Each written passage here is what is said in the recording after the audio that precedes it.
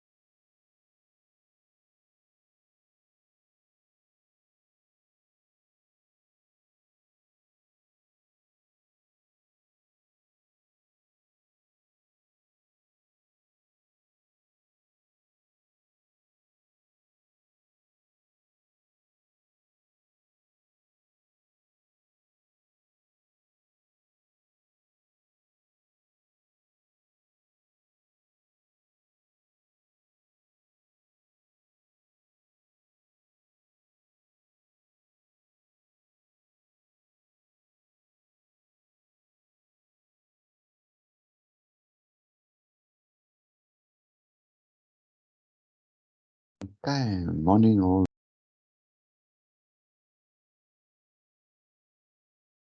Okay, morning all. Let's start. I've added the attendance register form as well. Anybody that's new to these sessions, I'm Jean, and these are some of my contact details. We have a WhatsApp group, so please, if you want to send me a WhatsApp, that we add you to the group. I think with prep for the exam, that will be good. So please send me a WhatsApp. But also as we get closer to the exams and you want to have a check-in on something specific that's still bothering you, please send me a email as well.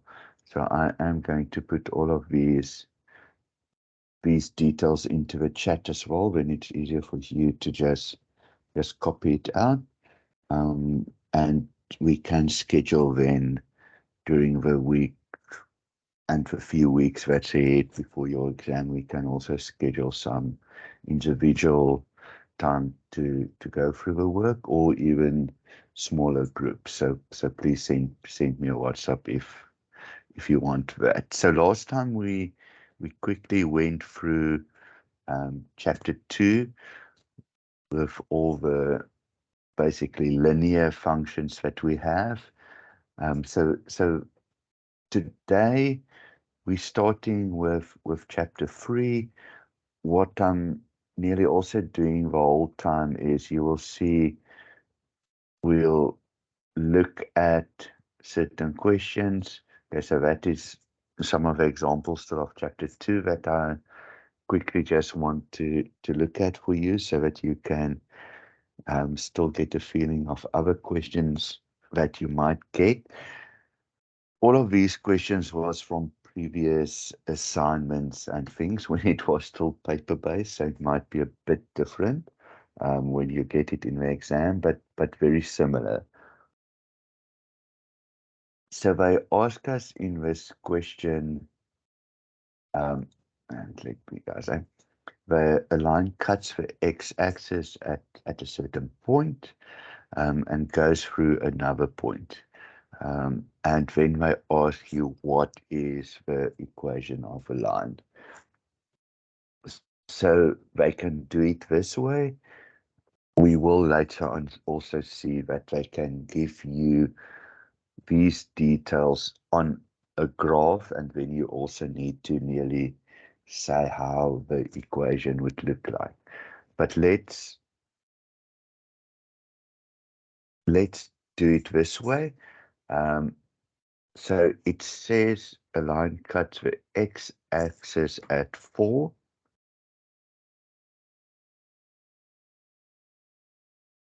Okay, x-axis at 4.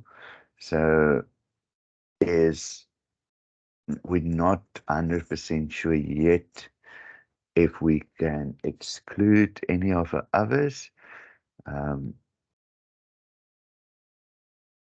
So we have got this formula. We can use that formula. There's a few different formulas that we can use, and we've got a 0.2 and 4. So remember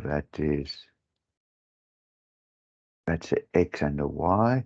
So we can put that into here and see if we can get a formula so long. So x is 2.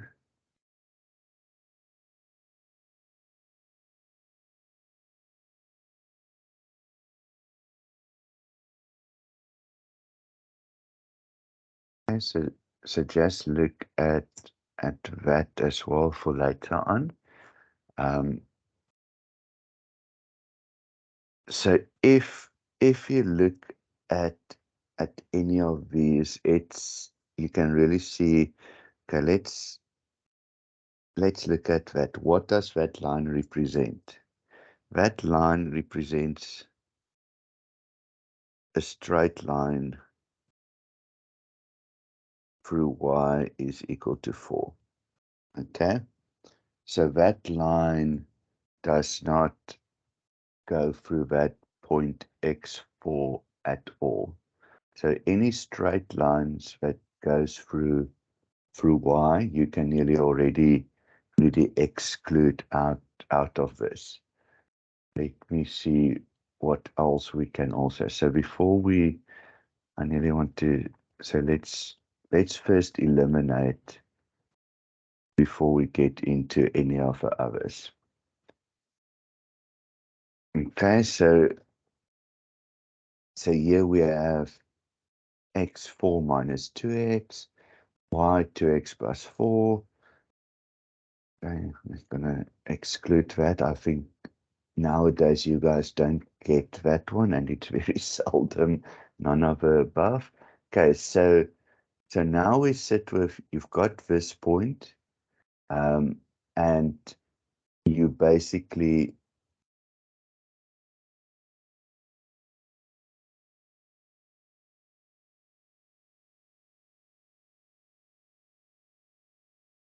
you know what that point is as well. Okay, so you know that point is x 4 and y 0. So two things that you can do. So you can already, that was x2, and let's say it's that point. Let's just take that one out.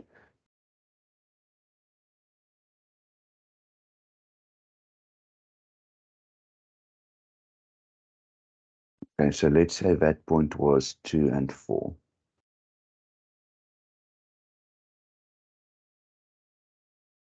So with that, you can already identify what the slope will be. So remember, the slope, if it's m, if it is p or b, doesn't matter what, but when you work out the slope is your change in y over change in x. So your change in y is 4 minus 0. Your change in x is 2 minus 4.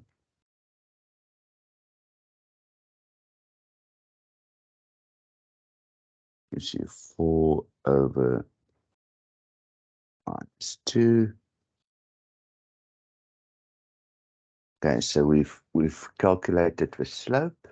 So we've calculated when it's all that one, or it's that one, not that one.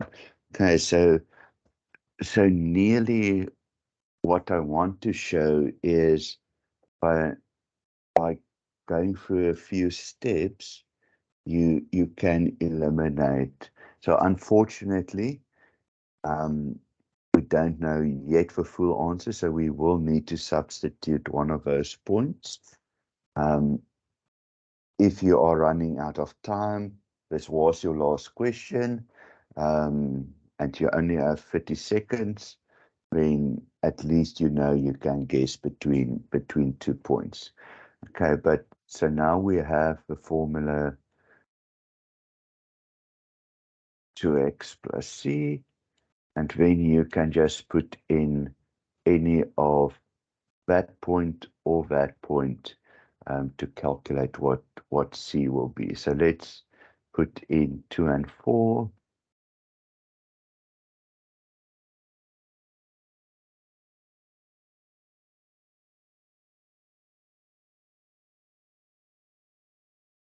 And this is interesting.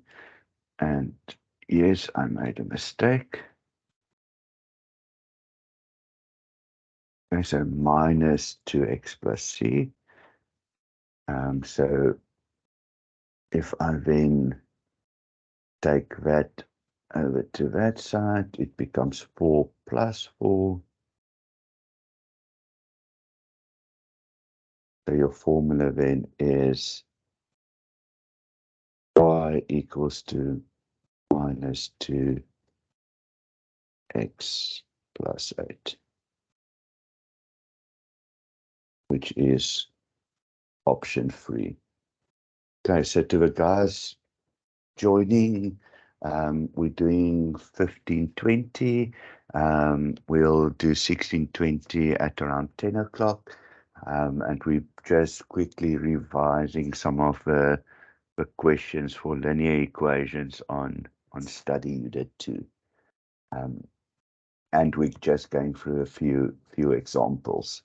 So again, we have more of these linear equations. And this was out of, again, previous assignment when it was still paper-based. So the question was around find the point of intersection of the two lines. Okay, so let me first ask you guys, what does point of intersection mean? Because that is very important, actually, how you will calculate your answer. So what is point of intersection?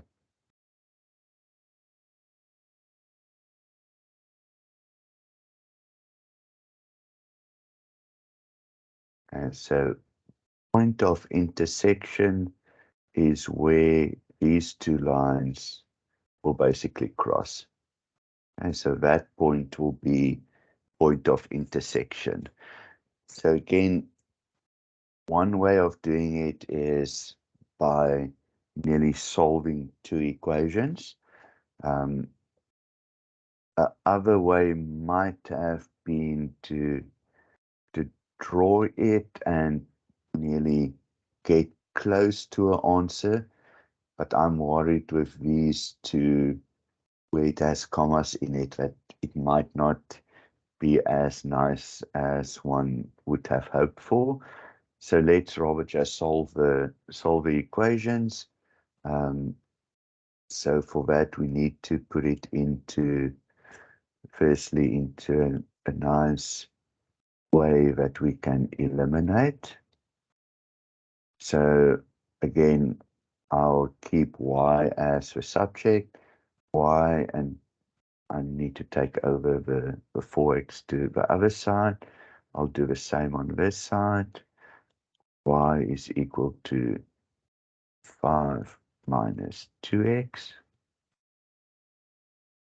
Okay, so we can do now two things. Or we can say I need to divide everything by 3. But then you'll see I will go into fractions here. So what I rather do is keep this one like is. Let me just take that away. And I would rather multiply this equation by 3. So I will still have your free y, but I can say then the two equations is equal. So I multiply this rather by 3. And then you can say that part is equal to that part because you have in both the free y. So then, and let's just hope it comes back better.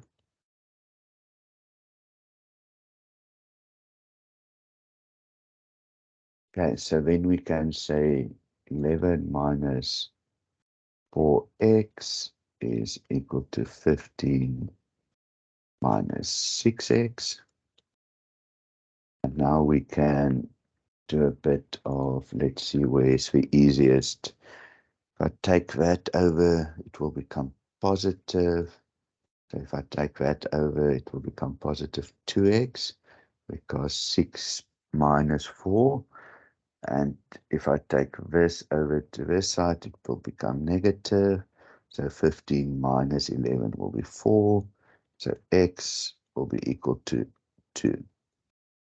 Okay, so now I look at my equations before I even need to work out y. X2, that one can't be, can't be, can't be. None of the above will probably not feature anymore in your assignments, but quickly tell me, do you still have in your assignments none of the above? Because I know they started to exclude that about a year or two ago, but is there still in some of your assignments an option that's none of the above? Or not really? Okay, thanks, Robin. Yeah, so they have started to nearly exclude the none of the above about a year or two ago.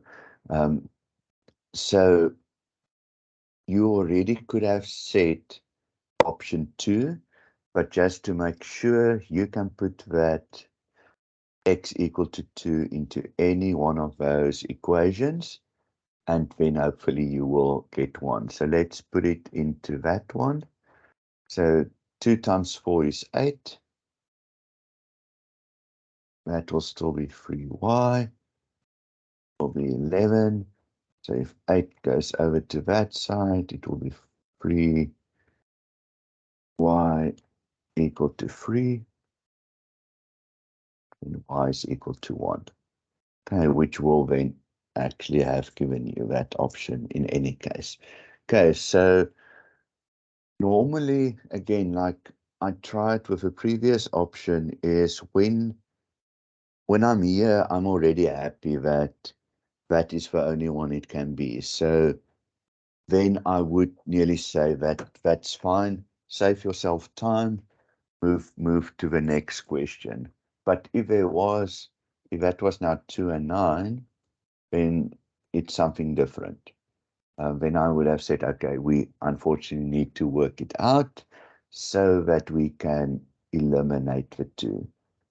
But it wasn't, so I would have just stopped here. So I just want to, as we go through these things, also just give you some tips and things for the exam.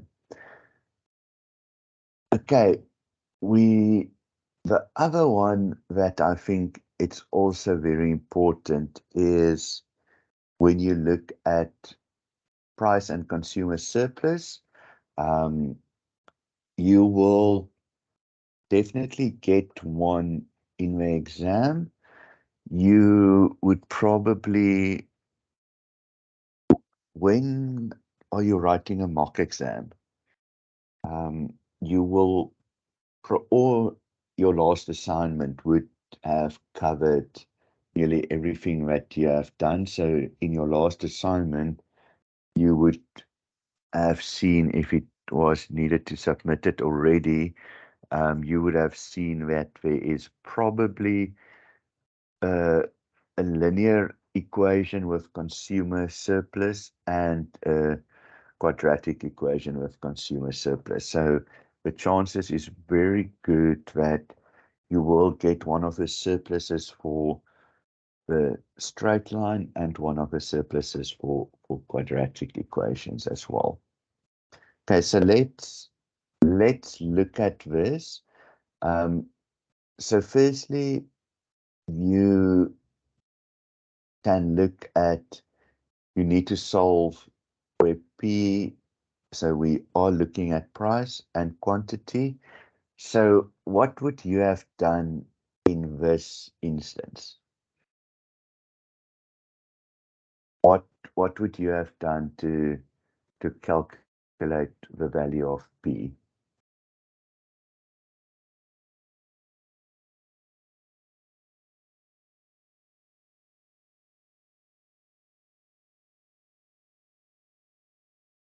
So we would have drawn the equation, and again, to work out consumer surplus, we would have said, well, somehow in one of those, we're going to work it out, but we need to know that point first. Okay, so for that point, we have a demand and supply functions. So where those two are equal, we will have that point. Okay, so like we did in the previous one, we can say, let's check where these two are equal.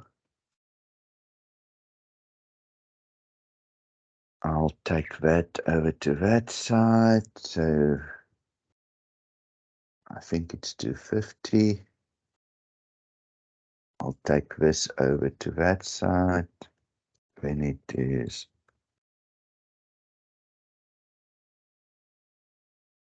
please just check that I am not making mistakes with a calculator. So to work out Q, I need to say 250 divided by 11.5. Oh, I hope this is right because this is a very weird. Jean, Yes, I made a 255 minus 25, is that not 230? Thanks. Because I wanted to say I'm getting a very weird number, which normally would not happen. So thank you.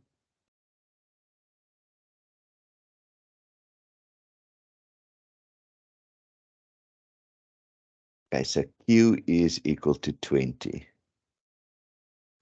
Okay, so thank you for that, Robin. In the exam, pressured for time, you see Q20, you're like, oh, cool, there's 20, got it. But remember that is P. So just in the exam, when you do this, just make very sure what they are referring to, because when pressure is on, I know I've done it lots of time. You see 20, you see a 20 there, you're like, oh, awesome, got it. So just be careful with that one. So let's put in the Q number back into equation. So 255.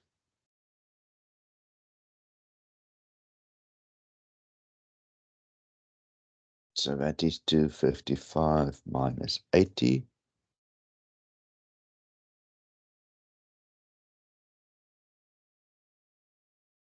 Which will give you 175. Okay, so price is sorted. 175, option 4, done. Okay, I want you guys to try now to work out for consumer surplus, but not for now. You can do that later today, and we can just chat on WhatsApp, or you can even do it in the chat. If you are logged in as your student number, your chat will be on. or you will be able to chat and we can see the responses. So again, in the exam, I would have stopped there. I would not even go to check my consumer surplus, just because it is another equation that you need to work out the area. So I would have just said, okay, I already know that is the answer. If there was again two options, then go into completing the whole question nearly. Okay. Let's get into chapter 3. Are you guys happy with what we've done so far?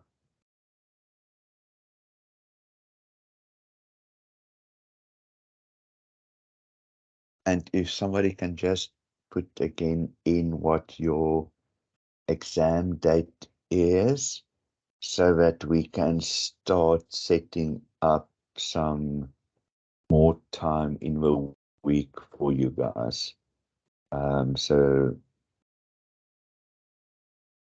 and if it is still preliminary, shoo, I hope it's still not preliminary. It needs to, okay, so is it still preliminary or is that the set date? Because for that still to be preliminary within about 3 weeks' time. Okay. Okay, so that is within 3 weeks. So we will need to add some extra sessions for you guys. So let me, I'll ask Bronwyn and the team to set that up for us. Okay. Okay, so chapter 3, simultaneous equations.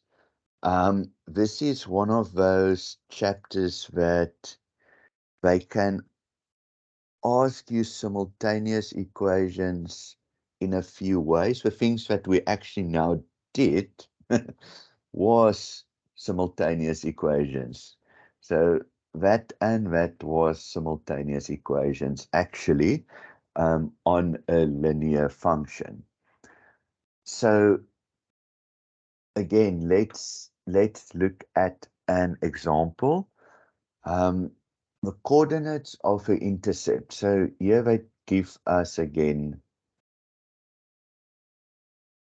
the one is P is equal to 50 minus 0.6 Q. So you can see that is PD, so that is around 50 there. And the other one is, and I'm just, sorry, I like shortcuts. So if one doesn't need to let me do that from the start, is equal to the other formula of 20 plus 0.4 Q. Okay, so we'd have seen that's probably 20 going through there, and that is your supply function. Okay, then I like to move things that my Q is always positive, so I'll take that to that side. So minus 0.6 will turn into positive. Positive 0.6 plus that will give me 1 Q. The 20 moves over to this side. 50 minus 20 is equal to 30. Okay. Very important now is when you look at the coordinates, your coordinates is always, we would have learned always X and Y, but in this instance now your X is equal to Q and your Y is equal to P. So Q is on the X coordinate, so it is first. So important if you look now here, they nearly are trying to trick you, because again, if I'm looking at this, I'm getting 50, I'm going, oh, there's 50, I mark number 1. But here you can now see they're using 50 across the board, and we're using 52. So probably, and let's put in the 50 into, remember it is for Q, so let's put 50 into that. So if I say 0.6 times 50 is 18, so 50 minus 18, my P, which is my Y, will be 52. Okay, so 50, 52, option 2 is the correct one, but just be careful. So if you swapped it around, you would have maybe set option 1, which would have been then incorrect.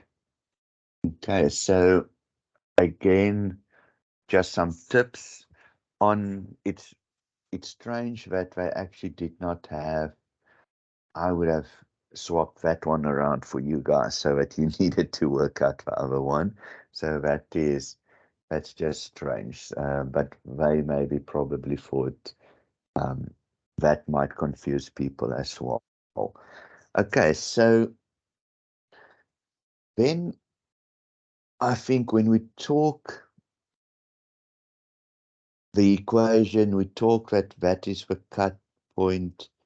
So at this point of 30 and 52, what happens? And that is basically what they are asking here. So at the intercept, 30 or 32 units are produced to break even. Okay, so that would have been 32 nearly. Okay, so is that correct? The first option?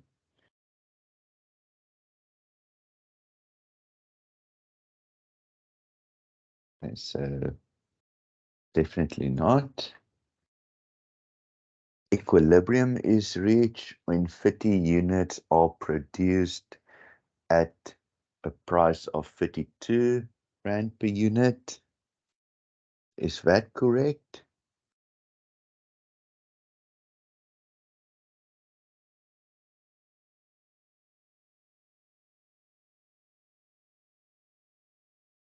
Okay, so what would you say?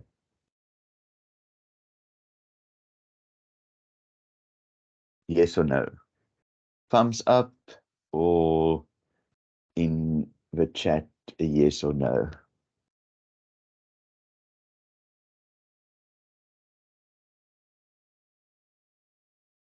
Or a question mark if you don't know.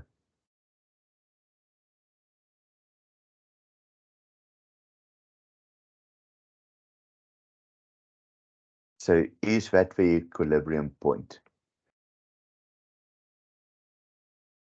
Okay, that is the equilibrium point, so that is correct.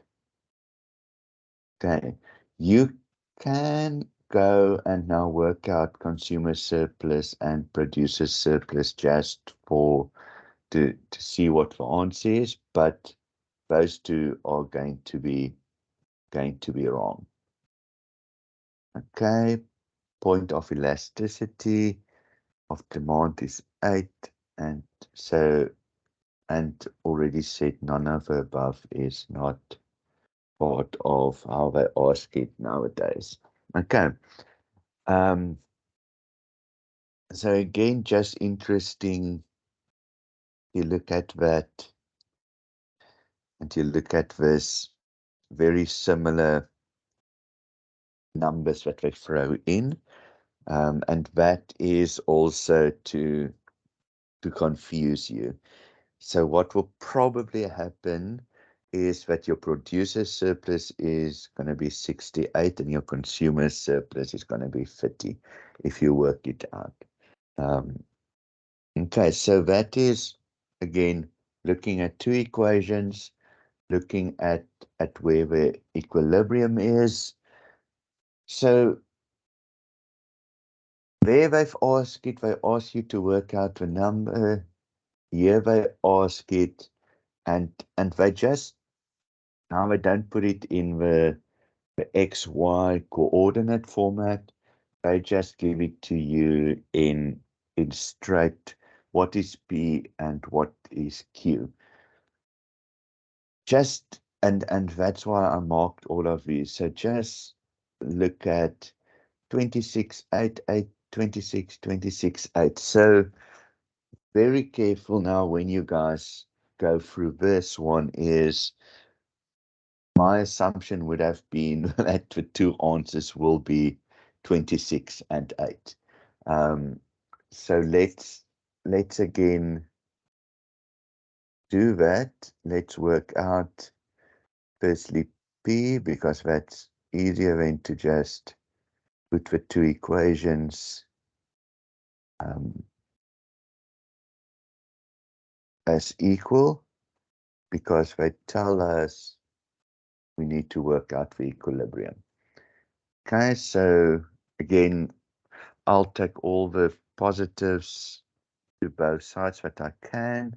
So 50 minus 14 will give me 56.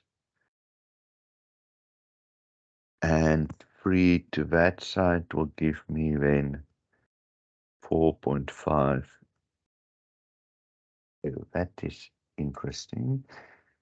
So 56 divided 4.5 is equal to 8. Okay, so Q is equal to 8.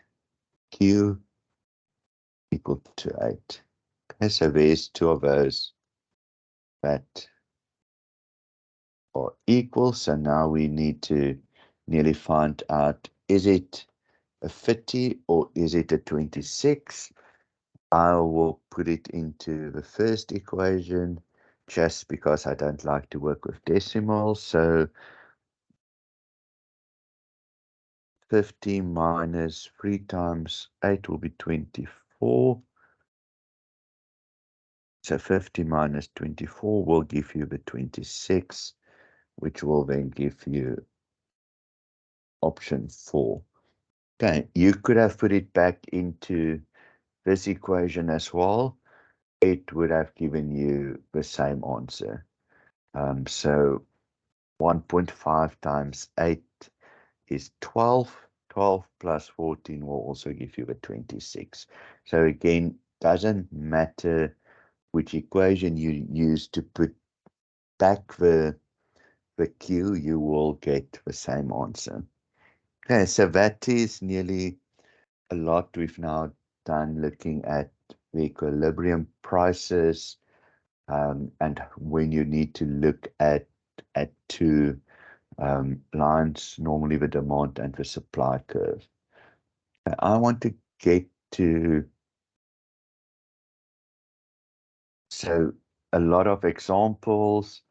So I will share this. It's also in your book.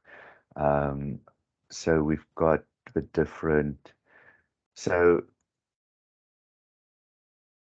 I think what is important from this is they like to sometimes throw in, and I don't have an example of that from a paper, but I know I've seen it, is one that you, or you paying a tax or something like that, and the graphs move.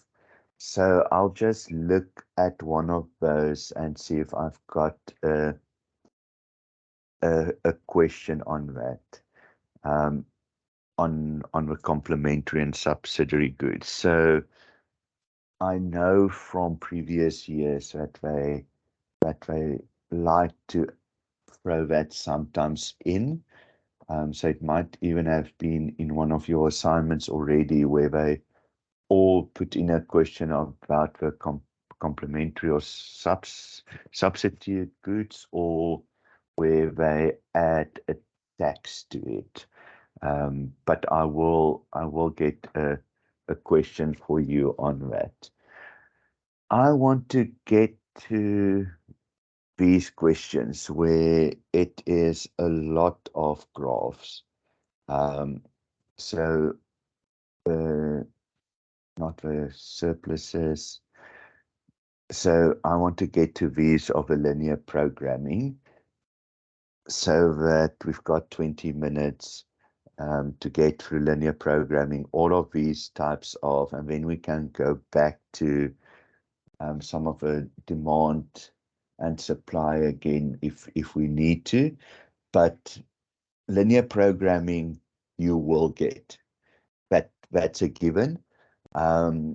You will probably get 2 or 3 on it. One will be where they do it this way, where they give you information and you need to say which formulas are linked to that. And one will be on, they give you the graphs with tables, and then they say which one is the possible feasibility area. So you will get both.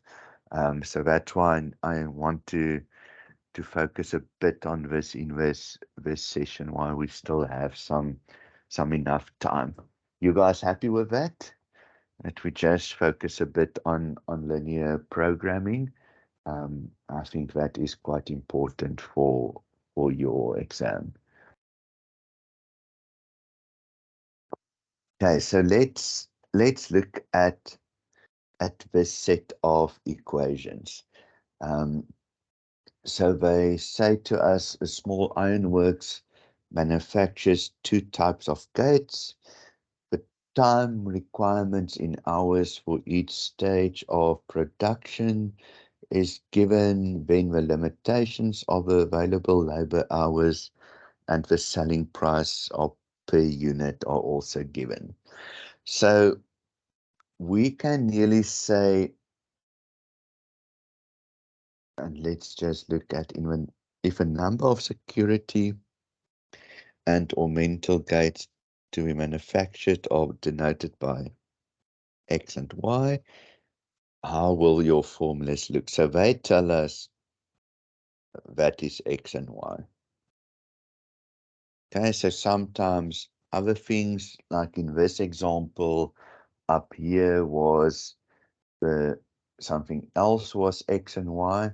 So just make sure when you write it out that we make sure that we're not putting the X and Y there, but we do it as they would have said. So security X and ornamental Y. So if you look at this, the first thing that we will look at is to say, okay, so let's see I'm going to the total cost or total revenue, basically. So I would have said, okay, total revenue, we know from nearly the first study unit is what it will, how many you make and how many you sell. So it will be 7,200 is the selling price. You will sell X of security, and you have 665 is the selling price of ornamental, and you've got Y of them. Okay, so if you then already look at these options, okay, that one is not, because I'm not multiplying those in with both. It needs to be more like that. So that is definitely not an option. So we could actually cancel the rest out as well, but let's first stay with that. So that is an option. And let's say we don't know what that sign means. That might also be an option. Okay. Then the second one is that we look at, so when I'm making security, it takes me 4.5 hours to do that. So 4.5x, and for ornamental to weld, it takes me 2 hours. And I've got a total of 900 hours, so it needs, I can't go over 900. I only have a maximum of 900, so it is 900 or less. Okay, so now we can just look. So there was one that we could have used. There's one that we can use. If I look at that, again, no. So that one was also wrong. And then if I look here, that one could also be used. Okay, then I do the same for finishing.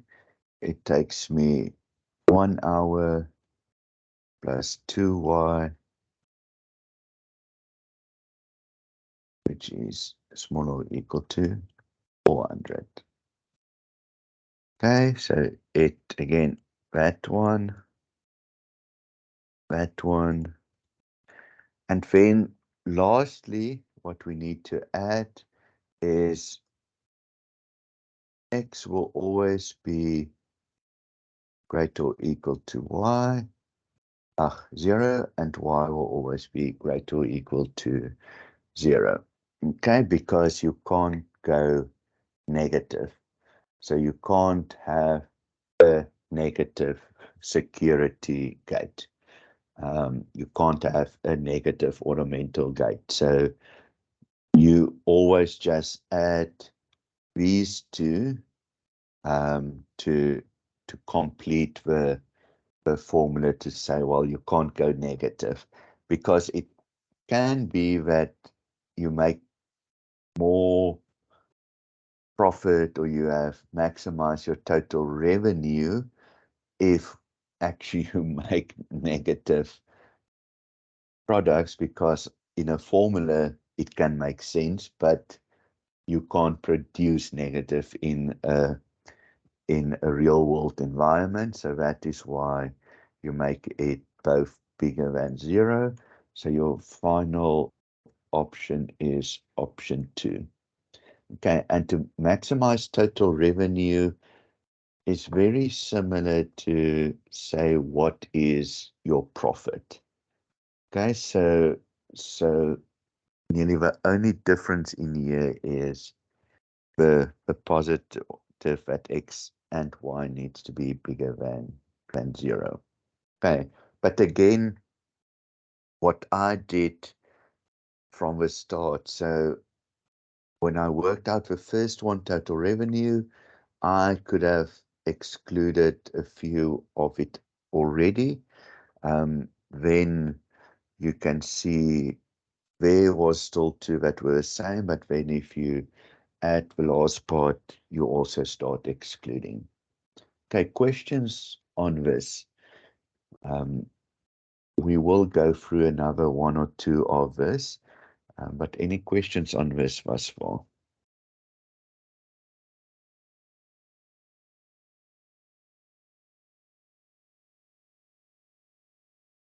Okay, let's go on to the next one. Okay, so now they're giving us, let's just see if I can get that bigger.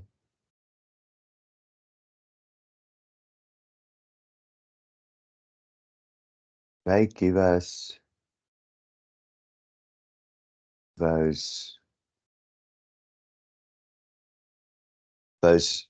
set of inequalities, and we need to decide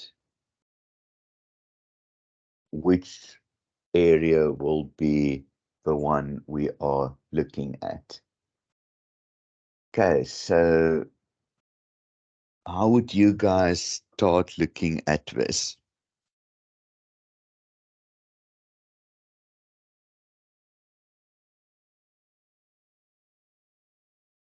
Okay, so what I would do is always, I'll start with the easy ones.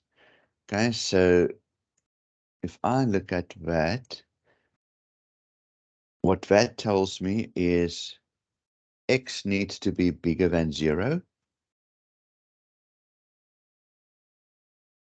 Okay, perfect. You would have eliminated the first one because x and y needs to be bigger than 0. So you can't have that in the graph. You can't have that in the graph.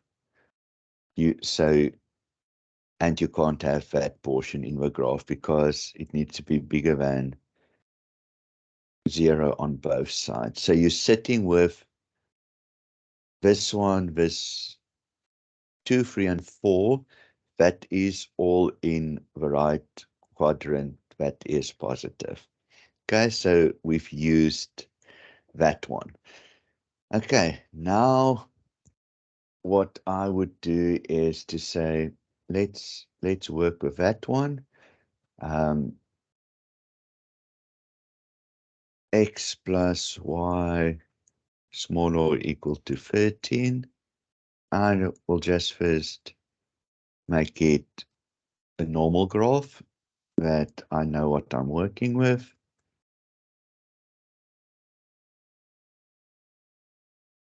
Okay, so y smaller or equal to 13 minus x. Let's quickly see. So 13 is your y cutoff. Let's see on that graph. So that's 13. So that is probably the graph that I'm working with. That's 13. That's 13. So what this tells me is my y smaller or equal to, so it must sit on this side. Okay, because it's smaller or equal to. So smaller or equal to tells me this side. Okay, so that is sitting to that side. Eliminate. Okay, so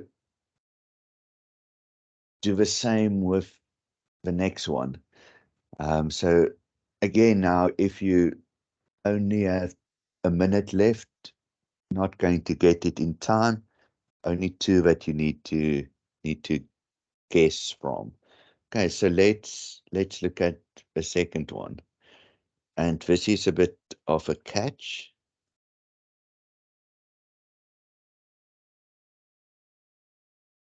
Okay, so again, keep it as y. It's minus 2x plus 8. Okay, so when it's negative, so I want to make it a positive.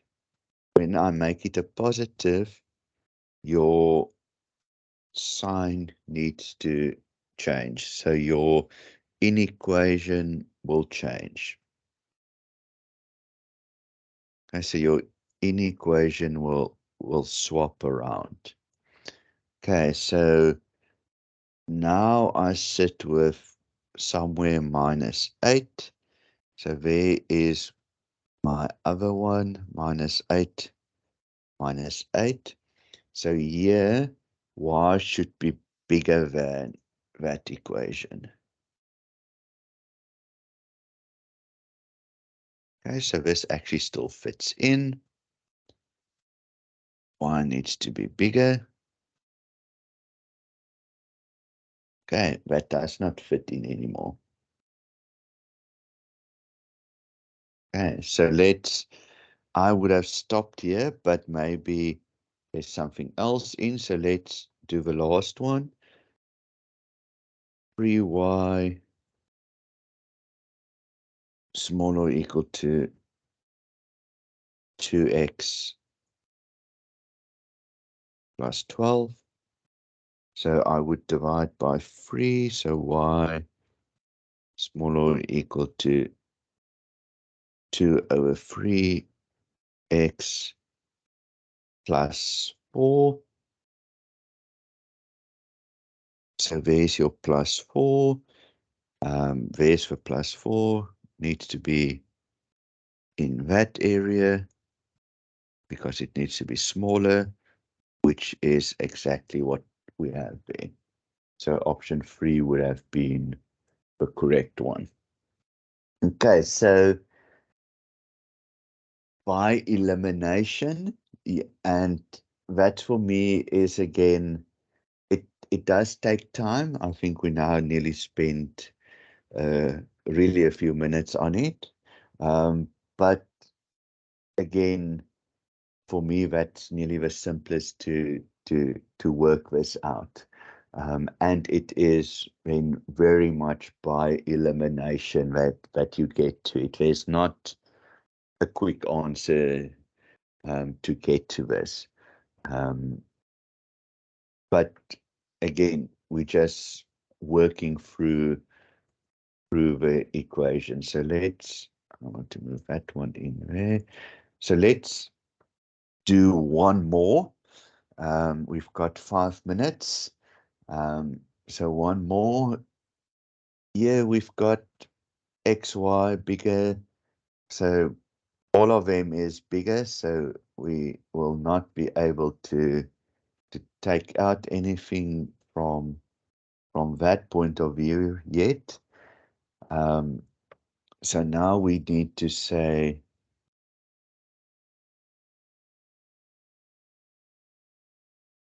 so I want to start with, okay, didn't do that now. So I would take that formula nearly as the next one because that's just easier.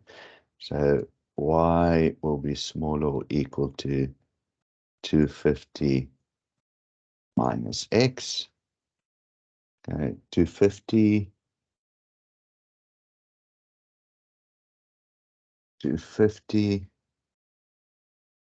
250 smaller.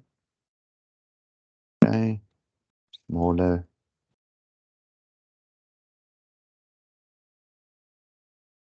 Am I going to eliminate at least something? Okay, here we go. Can't be that. Okay, only eliminated one. Okay, at least it's one. So done that one. Next one, we're also still, I only have y, so it's 300 minus 2x. So I took that over to that side, y bigger or equal to 300 minus 2x. Okay, so let's look at where 300 is. It must be that one.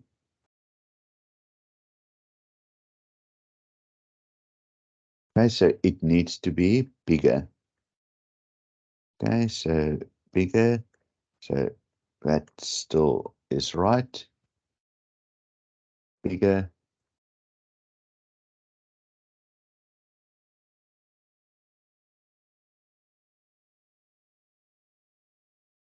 And that one is wrong. And bigger. And that one is wrong. And so we sit with option 4 before we've even worked out the last one, which again would have been y smaller or equal to, that would have been divided by 2, so that would have been 3x plus 420. So 420, so it would have been needed to fit in there. So if you go down that route, it does fit in there. So it is that small area in there, which is option 4. Okay, so happy with that. We should 1 minute away from 10. But that was a very quick, nearly look at the linear equations, inequalities, linear programming, when you have two equations that you need to simultaneously work out. Okay, so that is up until study unit 4 or 3. That was 3, I think, that we've done. So we'll carry on next week, but I think we need after next week, and what I will do is, sorry for the DSC 1630 guys, you only writing much later, so I just want next week going to be full for 1520, the full 2 hours, that we just then get you guys closer to getting ready for the exams. So next week I will just communicate with Bronwyn and the team that it will be full 2 hours for DSC 1520, and then we can hopefully do a lot in that 2 hours, and then if we need to squeeze in another session before the 23rd, we'll do that. Yeah, because next week is the 13th, so maybe the 13th and the 20th we do 2 hours for DSC 1520, and then the rest of the time we'll cover the 1630 while you guys have written already. Okay, so next week I'll make sure that DSC 1520 2 hours. Okay, cool. So that is it for today for DSC 1520. The 1630 guys, will start in about 5 minutes.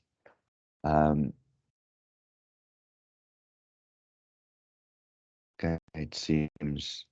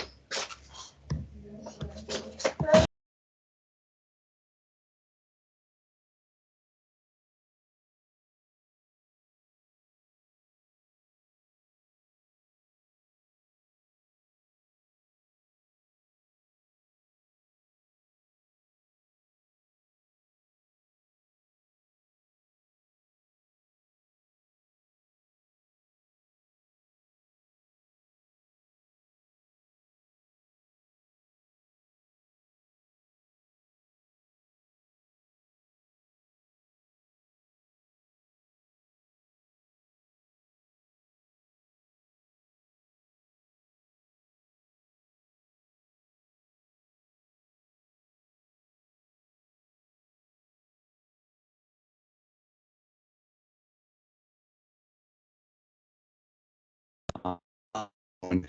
I don't know what happened there, but my line dropped. I just want to see if this is still recording. Okay, so it is at least still recording. Good morning to the 1630 guys. Just a quick, while we wait for more people maybe to join, just a quick check-in of, do you have your final exam date or not yet? The early preliminary date. At least given you your final exam date.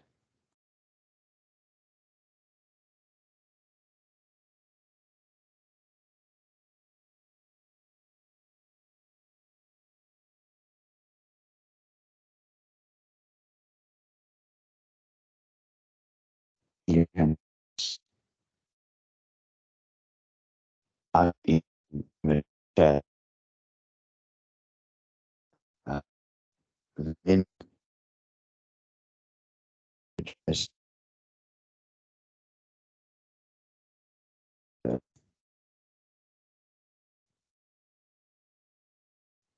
and just hearing and listening. Please feel free. Use also all my details of how you can contact you. Email or subscribers. Feel free to and what we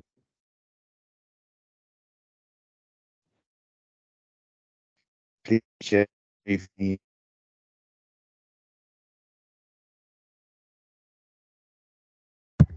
Andy, hello? Do we know if you have class? Yeah, we definitely have class. Thank you. Thank you. Alright.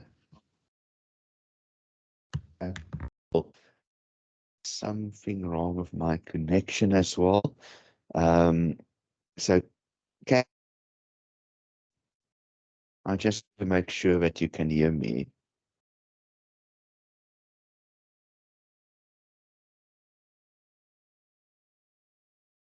So a thumbs up that you can just give me that you can hear me, it will be great.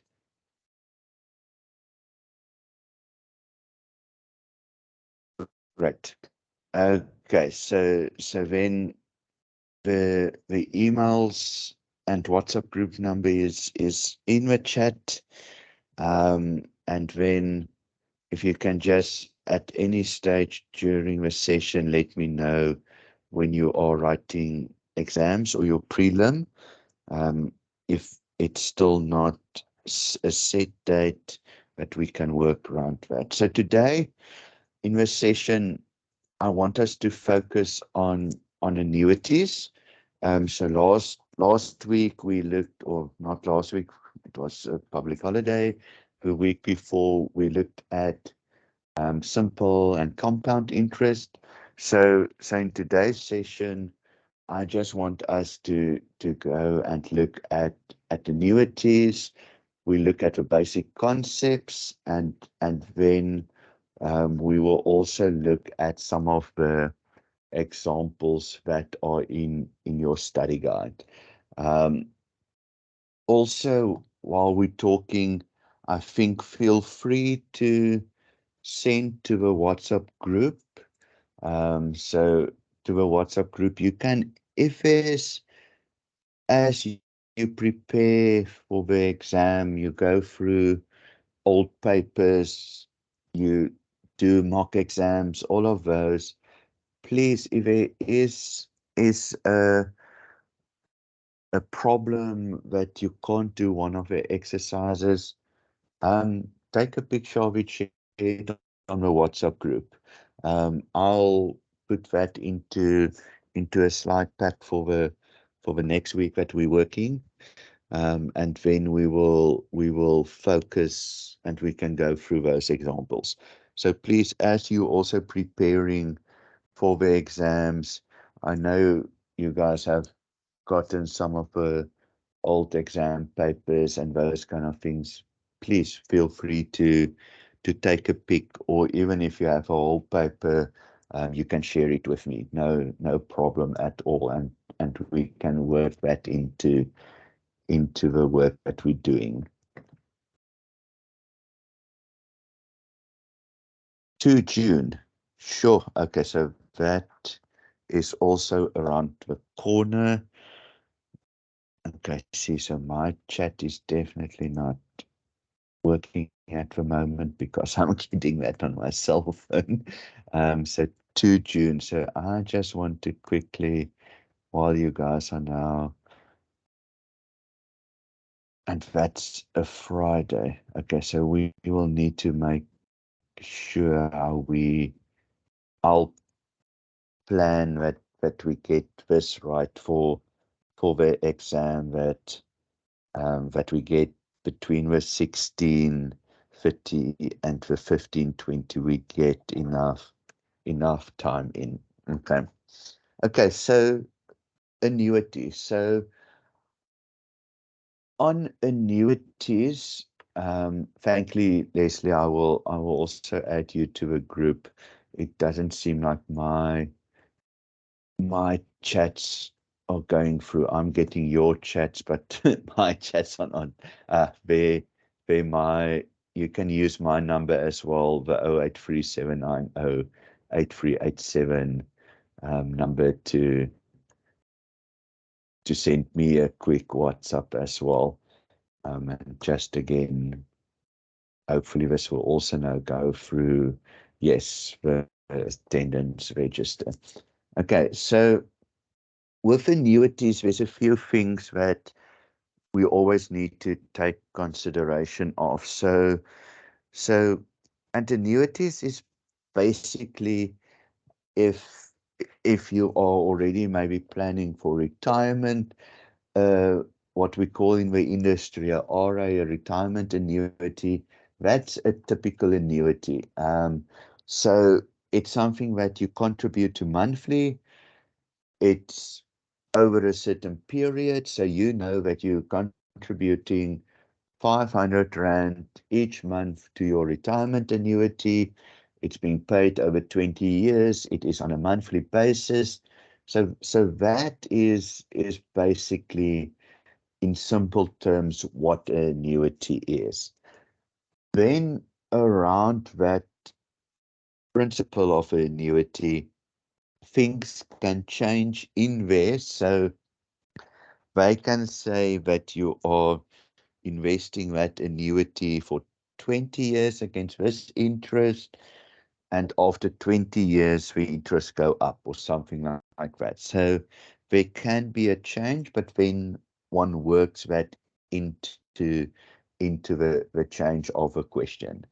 Okay, around that annuity, they can also ask things about the future value, what the present value is, if you are increasing an annuity. So there's a few things that goes with that. But we'll get to that. But the basic principle of an annuity is it is an amount that you pay on a continuous basis, and at the end of a certain term, you will get an amount being paid out.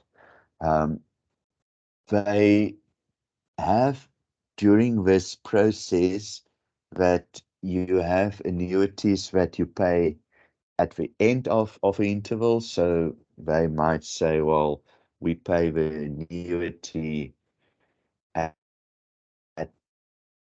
month, and then interest happens after that, or you pay annuity at the beginning of a month, and interest is being paid on that. So there's just two ways. The ordinary, the one that we normally have that goes in the industry as well, is you pay at the end of a payment interval.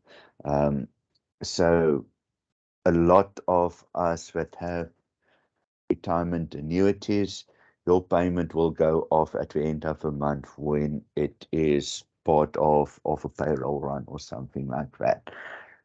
What you also will, and here we talk about, I always struggle to get to pronounce the name, but perpetuity. So it is something that is ongoing. So what happens in this instance is when, and again, I am in the retirement industry, so it's for me easier to explain some of these things. So when you are now ready to retire, you get that amount of money, you will put it into a product that in the industry they will call a living annuity or something like that. That will pay out until you nearly die. So something like that is an ongoing annuity because we don't know what the end date will be, but you will get a continuous payout of a certain amount. So that is needed to put these basic concepts just in context to some of the products that are in the industry. I just want to quickly get to my study guide so that we can work through one or two of the examples. So just give me 1 or 2 minutes. I just want to get my book.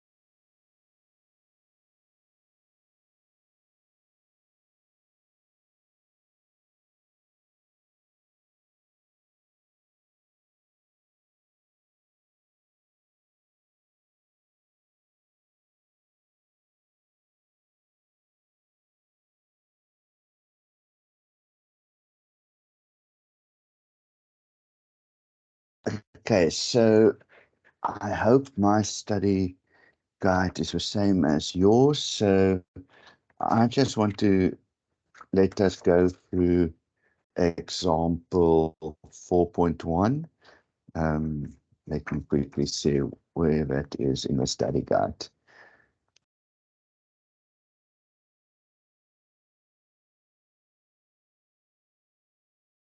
And I will also read it out, and then one can. So in example 4.1, let's make a new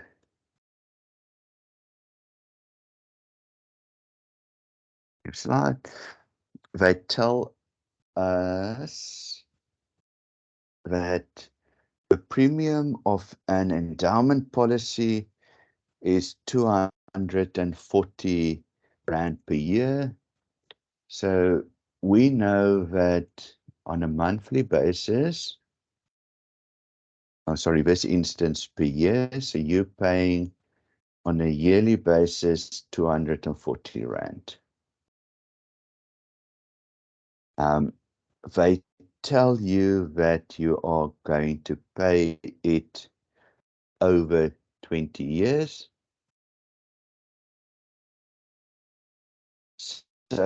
So what they're telling you nearly, and in example 4.1, there's no, we're not going to work out a future value or anything now. It's just to show how it works. So after year 1, there's a payment of 240. Go till year 20, there's a payment of 240. Okay, so when you need to work it out, when it's a question in the exam, what they also still need to give you is what is the interest rate going to be? Is it compounded monthly? Other things, but just to get the timeline, after year 1, you pay 250. after year 2, you pay another 240. So that is nearly just to explain the process of the ordinary annuity. If it was the annuity due, so beginning of a payment, the thing that would have been changed on this graph, and let's just use a different color. So my payment then would have been a bit different. So still we've got the timeline of 0 to 20, but my first payment would have been here at date 0, not at date 1 or year 1. So as I take it out, then I will pay the amount of the 240. So the difference that makes is, depending on if it's a year or if it's a month, you are actually getting that period of interest more. Only one period extra that you're getting more, but over a 20-year period, that 1 year or that 1 month of extra interest makes a huge difference. But that's nearly the only difference between the two, is where you would have paid there 240.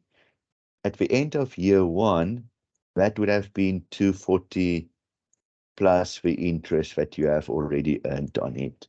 And obviously, that's why everybody always talks about compound interest, because if you now suddenly had that extra 50 Rand over a 20 Rand period, the interest that you're earning on that is just much more. So when in the exam they talk about annuity, ordinary annuity and annuity due, your annuity due will always, if you take everything the same, the how many periods, what your value is that you're putting in, your annuity due will always be bigger than your ordinary annuity because of that extra period that you got there. Okay, so that is nearly just a simple explanation on a timeline, how it can work. When I do these questions, and again, it's different now that you guys are writing everything online, but it was always easier when it was on paper to draw this while you are on the same question. But sometimes it is easier to draw the timeline so that you can nearly see how certain things work.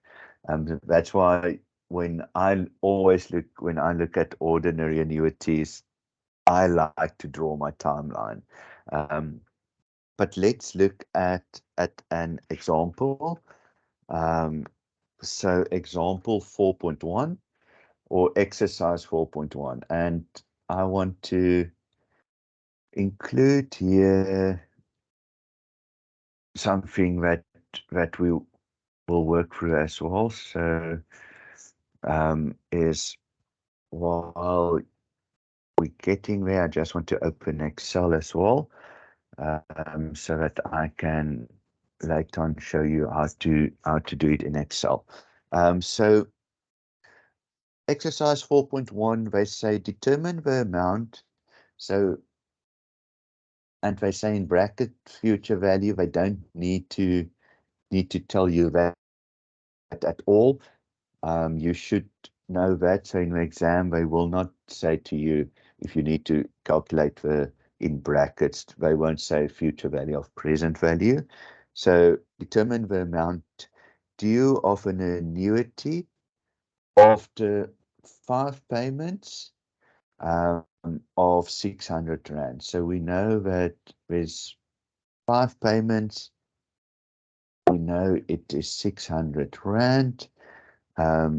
It's paid annually at the interest rate of 10% per annum.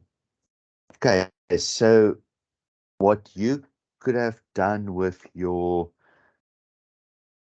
financial calculator, you could work that out with your financial calculator by saying, well, we've got a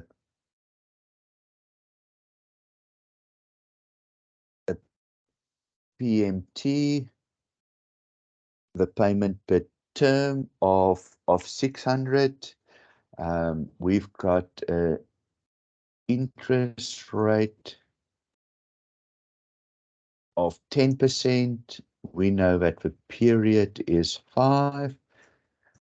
If you have worked out previous questions around that, then what I'll always do is I will just put in a present value of 0, just nearly to clear the memory, because sometimes some of the calculators do keep that nearly in its memory base. So for me, what I will normally do is I would just clear the memory so that it's not influencing the answer that you are working out.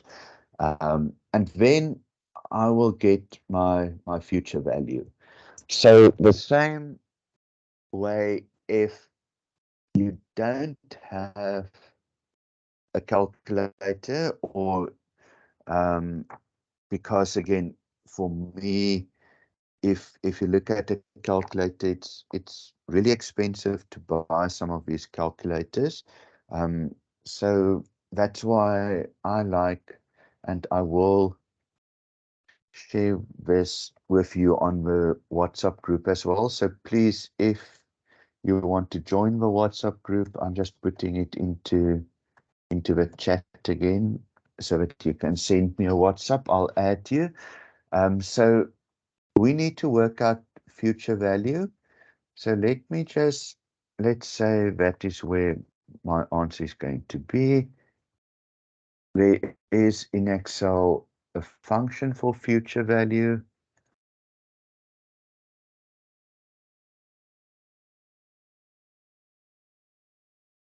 So what it looks at is you need to put in your interest rate. You need to put in your period, but how long. Need to put in PMT, and if you want to, you can put in your present value. Okay, so that was all things that we had. So we're going to do this, I'm going to share it, and then you can use it for any of other questions where you need to work out your future value. Okay, so let's just quickly check. The values in here was, the rate they said was 10%. The time period was 5 years.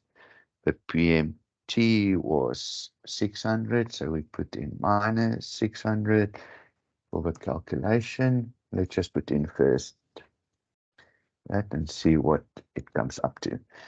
Okay, so we use that. So the rate, we've got the 10%. The period, we've got the 5. Payments, we got 600. I want to just put in that, and then you will see it comes to negative, and that is because we just need to change that to minus 600 for both the calculator and for Excel to nearly in its mind get the question right. So I don't want to say very easy, because one still needs to know what to do, but when you do it on Excel, and let me just make this bigger for you guys as well. Let's just quickly zoom in a bit. so that you can see. So if you now had a question where they said it is 800, it automatically changes for you. So that's why I will share this with you so that you can use this in the exams to help you with your calculations. Because yes, again, very you don't always have the money to buy some of the calculators that you guys need to use. So by all means, this is available and I will send it to you. A question on this.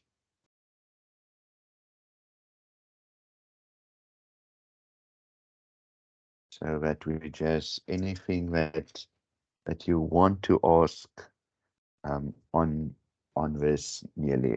We'll go through a few of these, and as I said, for guys that's now online, if you listen to this session later on, please send questions that you are working with, that you struggle with, to the WhatsApp. The next session we can work through it as well.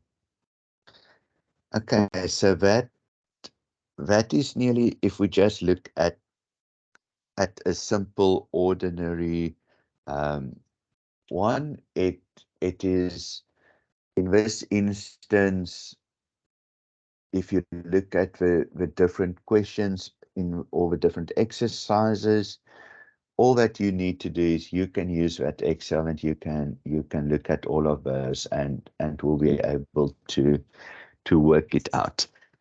Yes, there is formulas.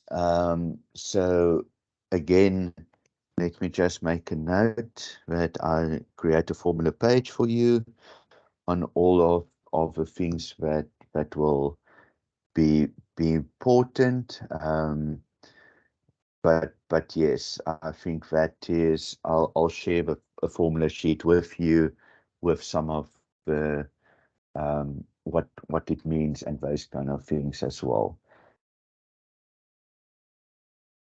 Okay, so then annuities due. So this is now the one that is a bit of a difference. So annuities due is where we said that first payment will happen on that first date nearly.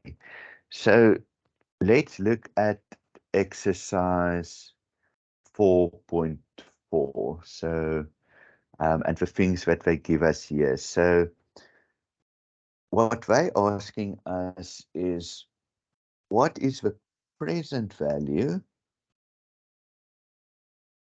of an annuity due with quarterly payments? So quarterly payments is 4 times per year of 500 Rand. So PMT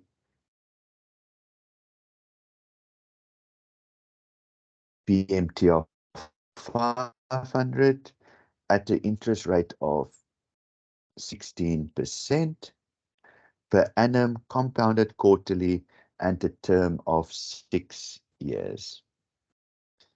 Okay, so on your calculator, the important thing is you will need to change the setting from the normal setting to it being paid up front or at the beginning. So that is a setting on the calculator.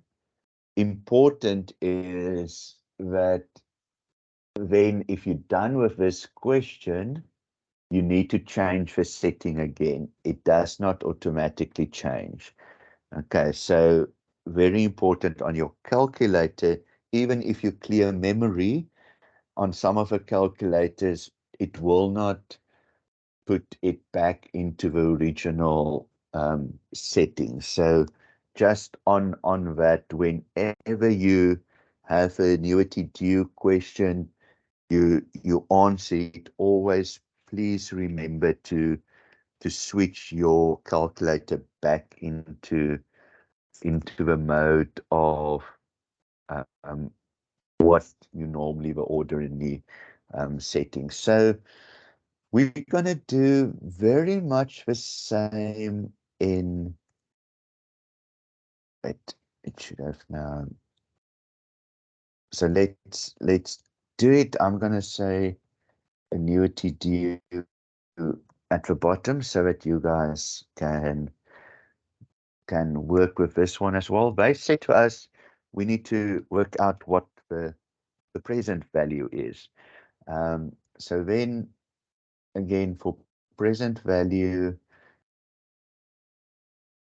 we have a different formula.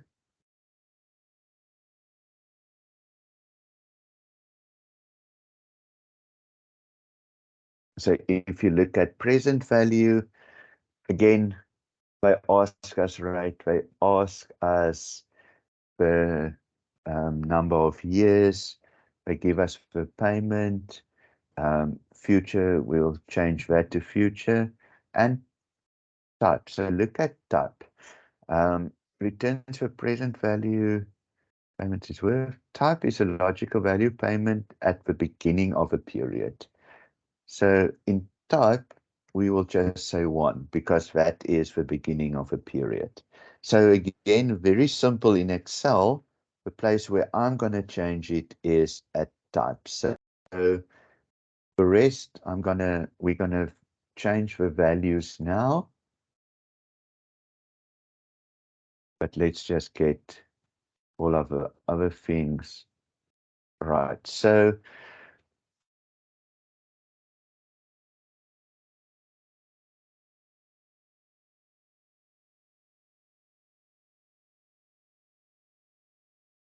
okay, wait. What do we have missing here? I just want to make sure that we are doing the right stuff. That is where. That is where it felt like here I made a mistake.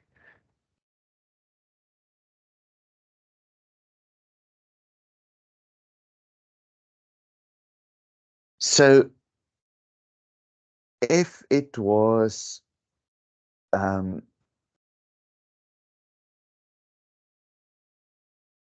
not annuity due, it would have been 2274. So let's look at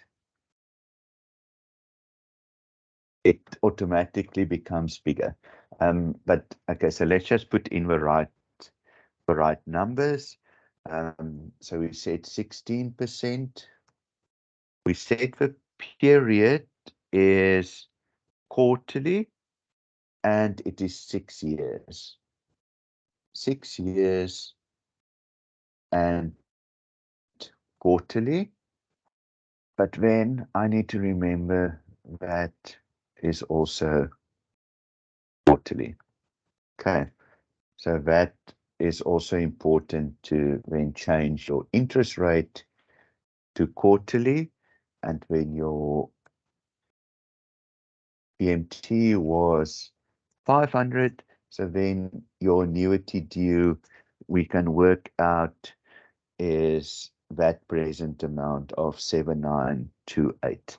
So again, with the calculator, at least we can do the same. We will work it out like that. Just the one thing where the annuity due in this formula, very easy where it's on the Excel, a bit more difficult on your calculator that you need to remember just to reset afterwards. Okay, does this help that I'm also showing you Excel? I'm just always, I like Excel, but I just want to know from you guys if it actually does help you. Okay, cool. Because yeah, I like Excel. I'm one of those that, and I don't really need to pay an exorbitant amount for a calculator as well. Okay, so what they can do, so again, you would have now already have done all of your assignments that is on annuities. So they can, and that's why I like the Excel option as well, because they can now put it to you that something is monthly, something is quarterly, so they can change the time period. Easy to do it on a financial calculator to change the time period, but also easy when in Excel to change the time period. So the other thing on annuity then is that you look at deferred annuities and again perpetuities, if I do pronounce that correct. So the things that we can look at here is, I don't even think there is a formula in Excel for perpetuities, but we can play around with it.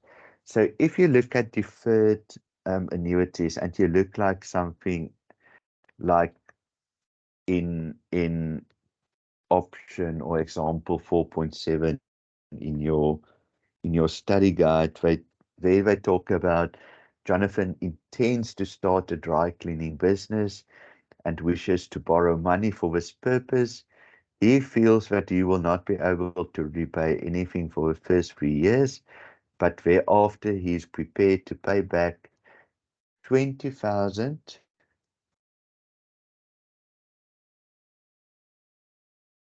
per year for 5 years. And we'll check if we can do it in Excel as well. The bank agrees to advance him money at 18% interest. How much would the bank be willing to advance him now under these conditions? Okay, so basically, if we draw a timeline on that, hopefully I still need to find out what setting is wrong in my PC that happens. So, but the first 3 years, he deferred it, and then he starts paying 20,000. Okay, so for the first 3 years, nothing. Then he starts paying 1, 2, 3, 4, 5 payments of 20,000. Okay, so how would you nearly look at this? How would you work out a problem like this?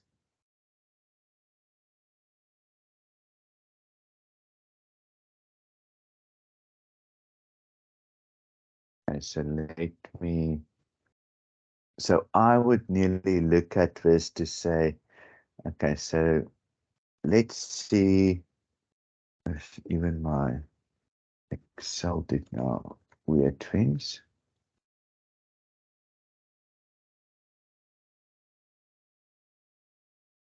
Let's see, how can I get this view back to...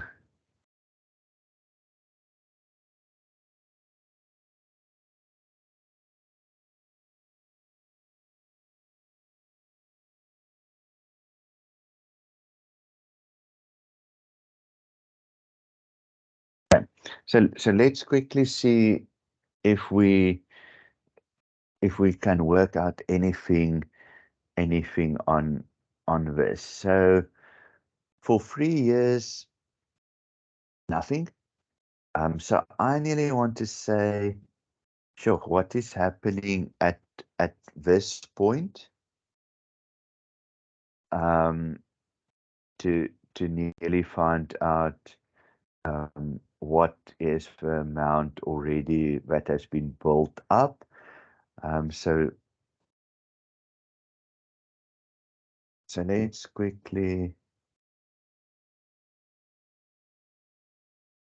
check if we can get it to this.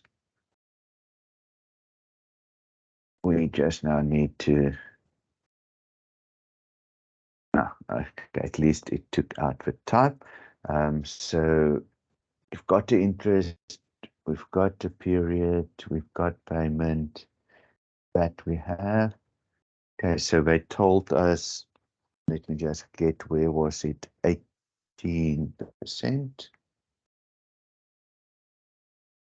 They told us, I just want to see when we work with the 3,000 first.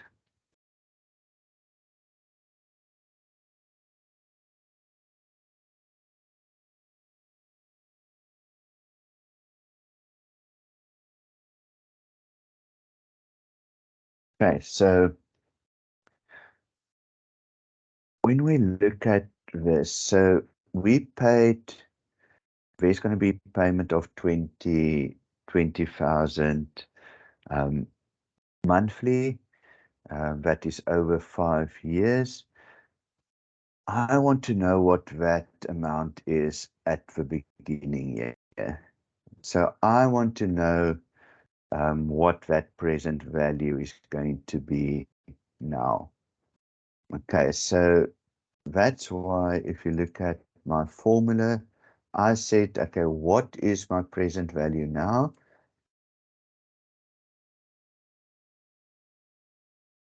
Why is this strange? I am definitely having problems at the moment with my PC. So I said 18% because that is what the interest rate is. I'm going to pay it over that 5 years. I want to know what is that present value before I start, but in those 5 years, I'm paying 20,000 each month. So I know that my present value of that 5 payments of 20,000 is going to be 62,543. So at the date when I start paying the 20,000, that is actually what my present value will be.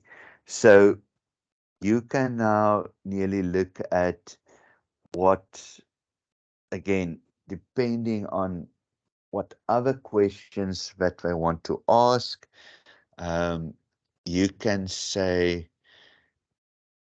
I don't know what is happening with this now. So you can say, but okay, so of that amount, what would it be in 5 years' time? So if that was my nearly present value,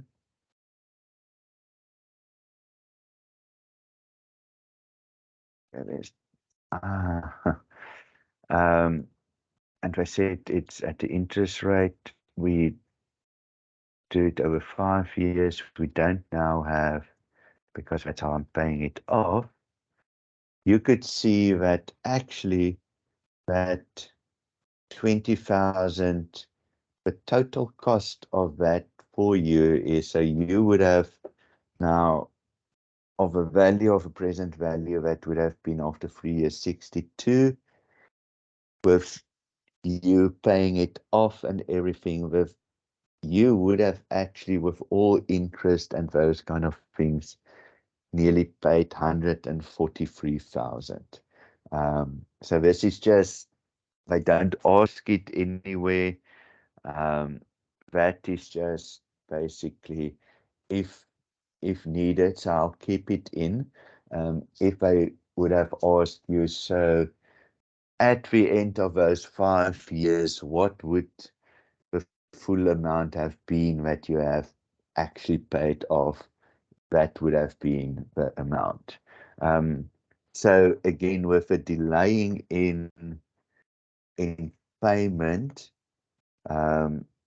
it's a massive amount that has been nearly added to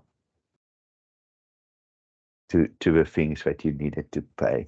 Let me just, I just want to put in here what that is, so that when you guys look at it, you can do it. And I want to just add one so that for present value. So if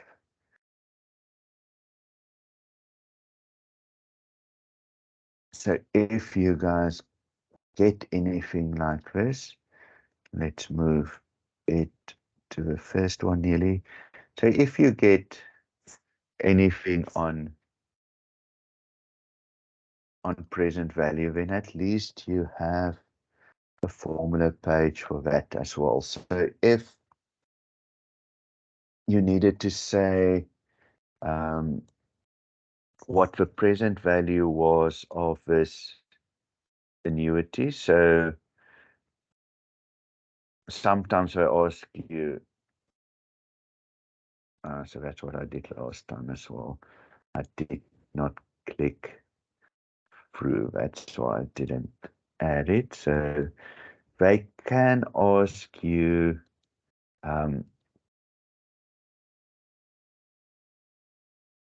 what the present value are. They can ask you what the future value are. So you can see from that same amount, the future value was 3663.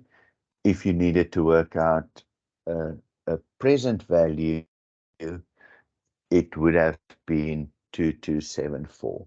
So again, just depending on what in the end you need to work out, here is now also a calculation for you to work out the present value as well. And I think that is also important for when you do other questions from the other study unit as well. You can, again, for compound, you can use exactly these two sheets as well. So compound interest, exactly present value is basically to work out the principal, the future values to work out the end value. So all your work from study unit 3, you can do by looking at these two sheets of present value and future value. Okay, so I will also I will save this and send it to the WhatsApp group as well. So please, if you are new on the chat, send a WhatsApp to me on 0837908387. If you're watching this later on, also send me just a WhatsApp and I will add you to the WhatsApp group. Okay, so the last one, and we still have a few minutes, is to look at the perpetuities or perpetua, however you want to pronounce it. And here it is very, I don't want to say very simple, but you have that formula. And they will give you,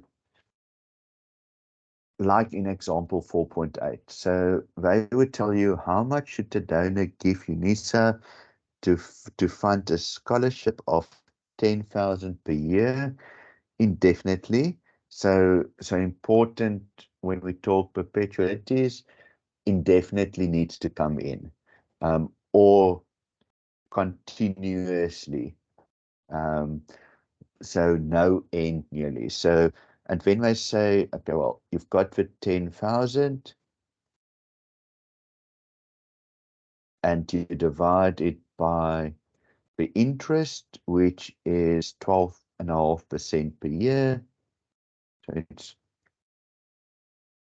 So that would have been that, which will then give you 80,000. I want to check if there's something like this in Excel. I don't think so, but let's check if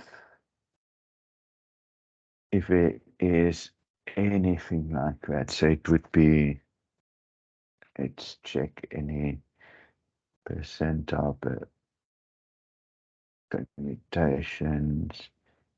No, I thought there won't be, but no. But let's put it in and let's just create it for you when it is also done. So if you need to work out the perpetuity, all that you need is the interest rate. So you can put in here the interest rate, which is 12.5%. You put in the amount that they talk about, so which is R, so you can put that amount in, and then your perpetuity would be that divided by that. Okay, so there is in any case then how you would work out the perpetuities without needing a calculator. You can also use that then in your preparation for the exam. So nearly anything that you needed out of study unit 4 is now nearly in a simpler format for you to use Excel.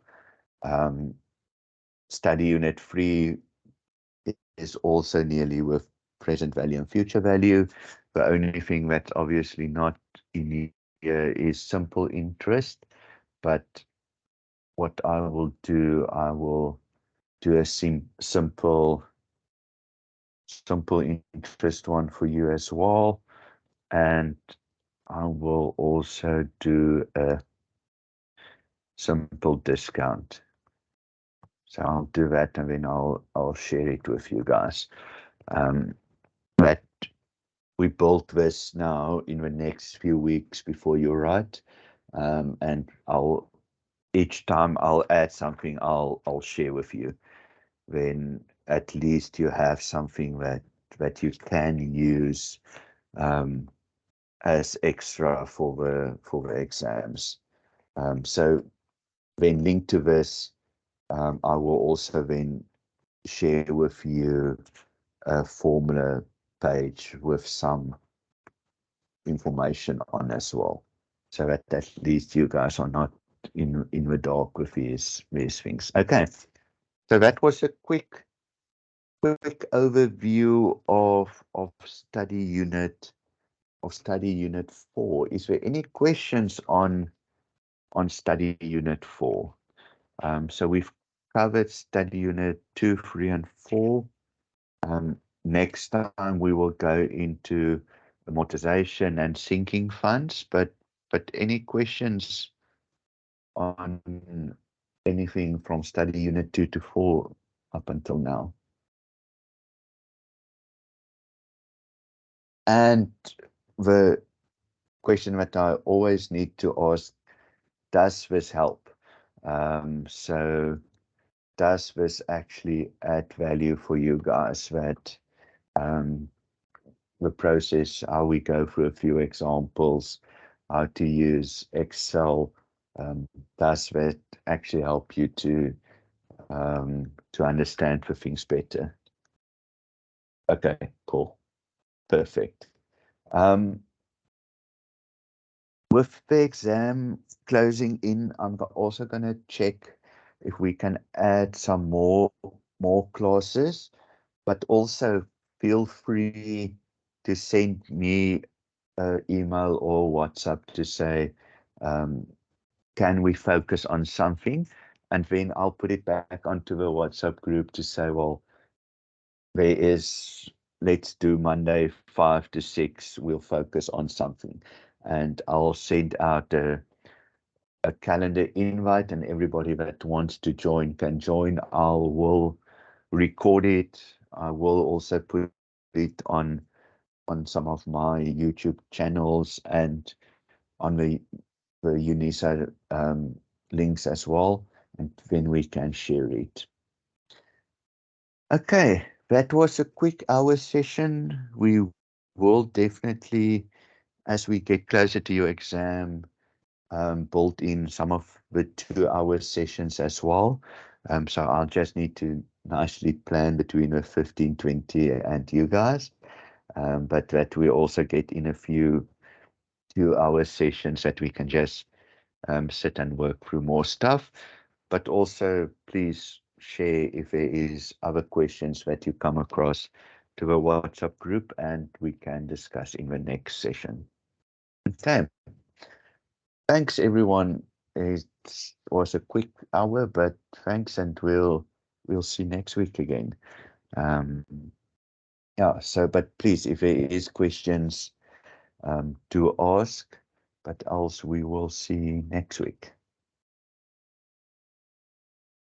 Same time, what I'm gonna try and see is on the time slot.